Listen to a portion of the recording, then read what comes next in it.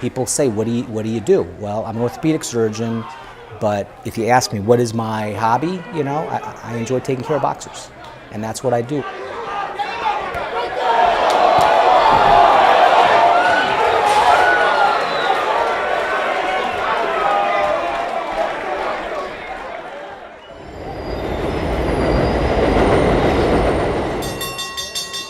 Ladies and gentlemen, live from the Cordon Bleu in Queens, New York City, Friday Night Fights.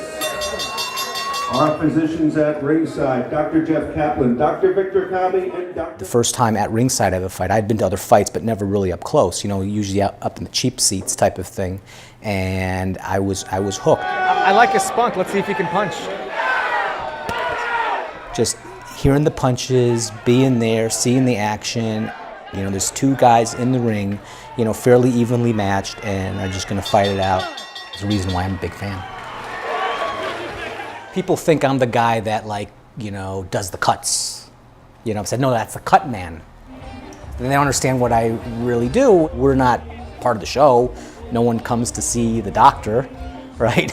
As a matter of fact, we try not to be part of the show. We try to not interfere and try to evaluate boxers in the least invasive way as possible so as not to disrupt the flow of the boxers and for the show itself. Yo, combos off the jab, let's go! When I leave a hospital, let's say I've been doing surgery all day, right, and then I leave and I have to go be a ringside physician, it's a totally different role. Totally different role. And I do make a mental switch.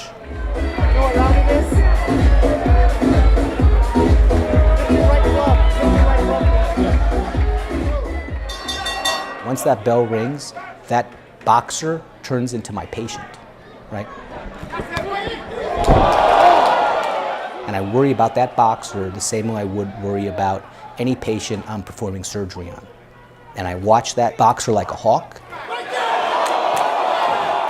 If I feel they're getting hurt or there's any risk of any type of permanent injury, you know, I will try to stop the fight or maybe try to convince the corner, hey, you know, look how much punishment your guy's taking, how much more of this you want to watch. Hey, you have any headache, any dizziness?